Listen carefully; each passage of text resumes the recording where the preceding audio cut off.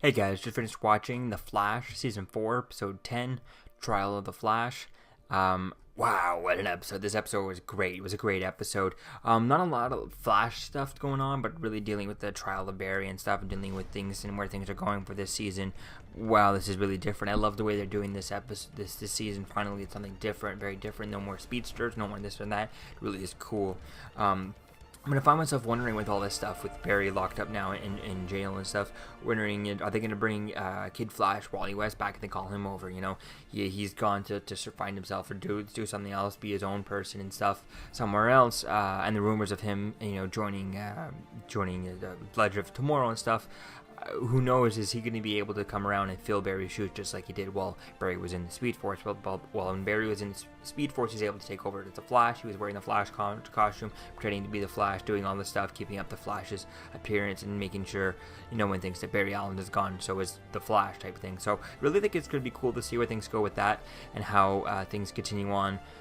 With this, especially with having Ralph around, maybe have Ralph and, Ralph vibe somewhat of Killer Frost and Wally West stuff, have all of them together trying to pretend to be the Flash and trying to help keep the idea that the Flash is still around even though Barry's in prison, which is going to be interesting to play with all that stuff now that he's in prison, and this power he has, but then I'm going to get into that later, a whole list of things to get into, but getting into the whole idea of him being in prison and is he able to just kind of, when doesn't look like there's any camera specifically pointed at his cell and looking at his cell all the time, and even then could he not zip over, go see Iris for a little bit and then come right back?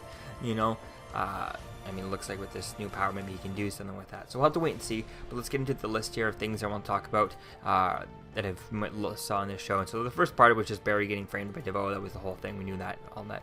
And then Joe wanted to get help from Ralph and stuff. They try to enlist Ralph as his sly detective skills and stuff, and dirty detective to try and do this, to try and plant evidence that they try and do, and then Ralph ends up talking Joe out of doing that, and that was kind of interesting the way they did that, and it was a nice sentiment the way he was doing that instead of like how the way they did it was kind of nice and interesting.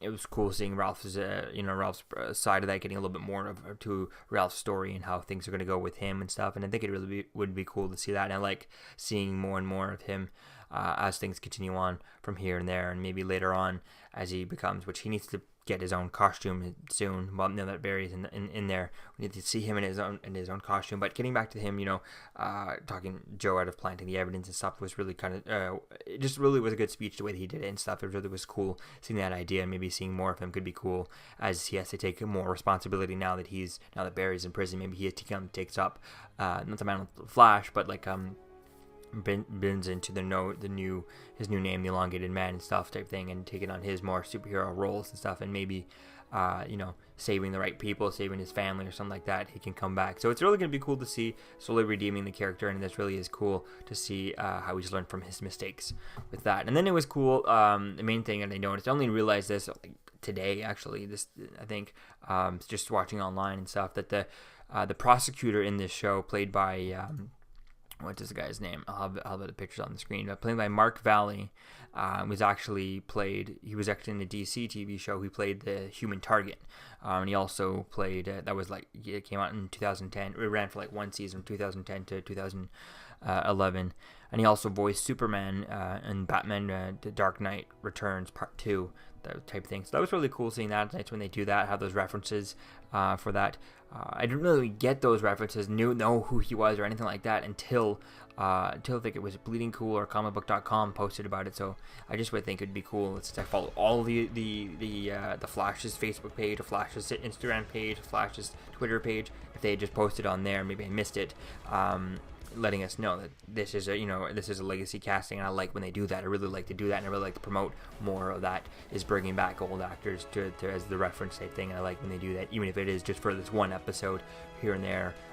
Whenever they need this little character. I mean, it's the prosecutor, so might not see him all the time, but maybe we'll see him later on. And in another case next time, Barry actually, when Barry gets out of prison or whatever, things like that. However that's going to happen, it'd be cool to have him return for that. So it'd be cool to see that there. And then the other part was really kind of interesting. Yeah, and then the other part was the bad guy getting everyone sick, Fallout and stuff from the comics and stuff. If I'm not mistaken, I remember seeing him in an episode of the Young Justice where it was Kid Flash. Actually, it was Barry Allen, and then Kid Flash, Wally West, and then it was Impulse and Jay Garrick. There was all 4 of them right there, and they're all 4 of them doing their own thing. And Impulse and Barry Allen were like at the same speed, and they were a lot faster than Wally West and Jay Garrick and stuff. So it was just really cool seeing that. Maybe we'll get Jay Garrick back for this episode, or for some point, when they need help someone, or if Wally West is going over to Legend of Tomorrow type thing, which that's not coming back to the end of February, so it's really going to be interesting to see where the timeline matches up, but yet they're out of time, so it's complicated. So it's really going to be fun to see if they go get Jay Garrick to help replace the Flash for a little bit. That could be cool, just having him come back and taking over the Flash mantle if Wally West is busy over on Legend, as the rumors have said, type thing. So it's really going to be fun to see where things go with this, and see where things go with this radiation guy, and what is his powers, because I don't remember him being on the bus when Cisco was vibing the bus and was able to kind of see everyone on the bus. So I don't know what is his powers. Is DeVoe any specific plans for this guy? Was this on purpose? I mean, it's really going to be fun to see where this guy goes and how his powers continue on later on as we have this guy set it up this week. It's really going to be fun to see how all the characters come together, all these meta powers, people that DeVoe has done, where they all connect and stuff. So another part is that Barry's only other option is to tell, the only option was to tell everyone he's the Flash, or go to jail type thing, and he chose jail. That was kind of interesting with that. He doesn't want to talk about that. And then there was a kissing photo between the mechanic and what's his name? I think I have it here, Dominic Lance and stuff. They're between the mechanic and Dominic Lance, the mechanic being DeVoe's wife type thing. So that was kind of interesting with that, how Ralph and Joe West actually got the photos for that, and they brought it to court, and everything was good and stuff. But yet it backfired when she said, he was just kind of, he was replaced. The fact that her DeVoe was actually crippled and had ALS and stuff. So type thing. I think it was really interesting the way they spent that, and the way the actress who plays mechanic, I think it's Kim Ellenbright, whatever, who plays mechanic, was really good. The way she did that, how she was able to kind of pretend to be sad and all that stuff, and her character was really good at acting, and it was just everything was just so well done. The way they did this, and the way the mechanic did this, pretending to be sad and being sad and all that stuff. I mean, it is a really interesting idea to see how things are going to go between the mechanic's relationship and with Dominic Lance, which is who DeVoe is in Dominic Lance's body, and how that's going to play. She did seem a little bit weary about the whole situation, but then, we'll have to wait and see where things go with that. And then the photo obviously backfired. That was quite interesting to see that.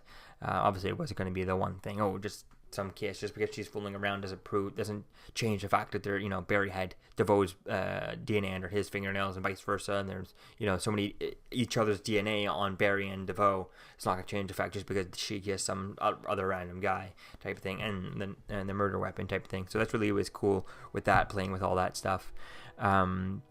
Which I guess if they had more time would have been cool to get into the more crime scene version and get more deep into the CSI part of things with the Flash, but who knows, maybe later we'll do that.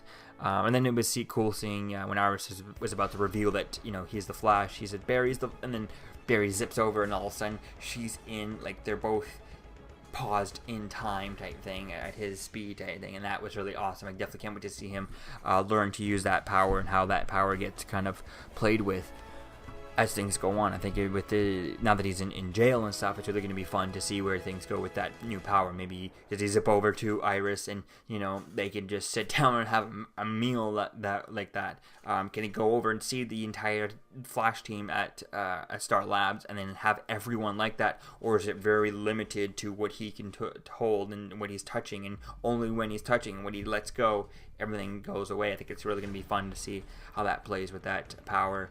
And how he uses that power, just seeing him in the prison playing with that power type thing. Is he able to, is he able to just kind of mess with people, mess with the other inmates? I think that's really going to be fun to see that part when he's bored, just in prison doing different things type thing. I think it's really going to be fun to see who does what and stuff. It's really going to be interesting to see where things go with that. And maybe if we get some sort of I don't know if they're going to do another storyline, how long we're going to be in prison with him, and if we're going to see a lot of Barry in prison, or are we going to just be focusing on everyone else outside of prison type thing. How much are we going to get of that? I think that'll be fun to see that there, and how things kind of relate to where things are going around that. So all in all, it's really going to be fun to see where things go with this new power, this new pausing time power, and how things evolve with that. Then we got the Killer Frost speech from Vibe, and they found out that the Fallout guy was in town. He was about to explode, and they needed someone to cool him down. I was thinking, why not just Vibe just make a portal for he fall into, and then Vibe him over the ocean, over the water, and drop him in the water type of thing. Wouldn't that just cool him down? I don't see why he couldn't do that, but I guess, like they said, if he missed the stuff. But then they had to bring Caitlyn into it, which was a better way, rather than use Killer Frost whenever as much as I can, because I love when they do that, especially that speech that he had for her, the puppies, and that's what turned her and stuff. I think it would have been interesting to see him, if maybe, I don't know if Ralph had been there, to see what Ralph would do to try and trick her into trying to get her mad type thing. I think that would have been funnier situation. But it was really nice seeing the whole puppies is what turns her into Killer Frost and all that stuff, and I think that would have been interesting to do that. Or another thing I thought of was with turning her into Killer Frost, the Hulk style, is just making, portering over so she falls down, lands hard on the pavement, and it's like, oh, there you go, that should turn you into Killer Frost. Yeah, so that was really cool with that, the Frost, and seeing how the Frost used her powers and stuff. But I really was thinking when they had that Fallout guy and they're fighting the Fallout guy, is they needed someone like Firestorm. It's kind of weird that Firestorm is just gone. I think it was the last episode of our most recent, during the crossover, we lost Firestorm, we lost Martin Stein type of thing, and then we have Jax, who left the team too, and all that stuff. So there's no Firestorm out there, and Ronnie's gone type thing. So I think it would have been interesting to have a Firestorm could have just absorbed all the radiation. That would have solved the problem too. And then at the end, we get the whole guilty of first-degree murder and stuff, and that's going to be fun to see where that goes and how, how's Barry going to get out of this? Is he going to be in prison? I forget how long his sentence is for. I need to go over that. Maybe we'll see how long he's supposed to be in there, like life in prison, I imagine. No possibility of parole. I do remember that. And then also it was interesting as he was getting, as the judge was saying out a sentence, no parole and all that stuff.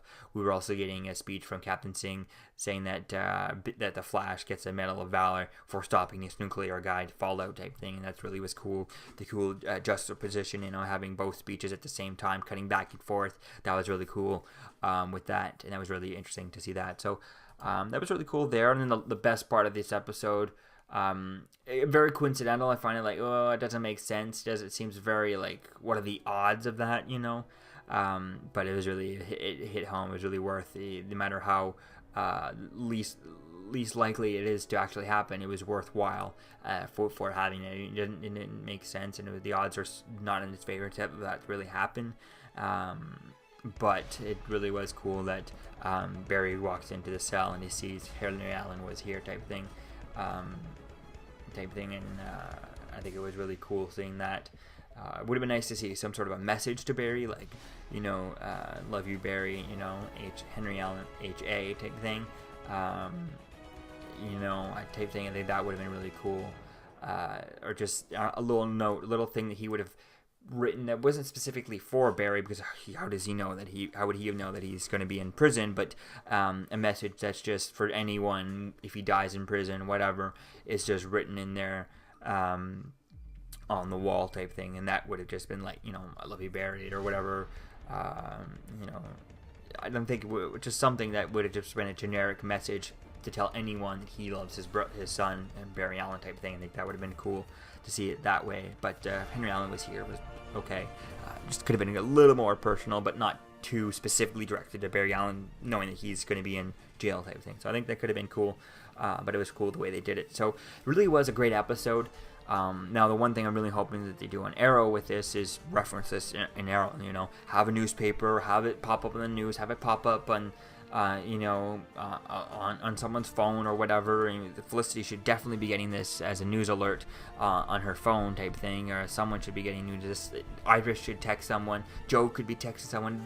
Vibe could be texting. We need to get something, a reference of this over on the next episode of Arrow. We need to get it right away. I mean, when we had Oliver as the Queen, Oliver Queen as the mayor, got out as Green Arrow type thing. It was on the Flash the next day. It was in the newspaper while they were at the marriage counseling place type thing, and that marriage therapy and stuff. So I think it would be cool to see that over on Arrow. I mean, all it has to be is Felicity gets the text, Oliver gets the text, someone sees it on the news, someone sees it on this, and then they talk about it. I think that could be really cool to see that. Is maybe just a text between Cisco and Felicity. Barry is in jail type thing, or whatever, or this or that, or not busy right now, busy with Barry in jail. Maybe they ask Cisco for help with something to do with their thing and stuff, with satellite help, and he's like, oh, I can't right now, Barry's in fighting supervillain, Barry's in prison type thing, and he's just like, whoa, what? And type thing. That could have been cool to see that. They could say, see where things go with all that. So who knows? Hopefully we get that reference. Need to get that reference just to keep this kind of really connected. I really love when they do that. Just that these big things would be big enough to just go outside of the city. Would be all over the news, all over the place, especially with Twitter and Instagram and Facebook and all this stuff. It would be all over the place, so people would get it on their phones and stuff. So I really hope that we get that little reference. Just a 10-second reference. Just needs to be on screen for like 5 seconds. That's it. A newspaper, whatever. Just need to reference it over on Arrow. So there we go. It really was a great episode. I definitely can't wait to see where things go with this.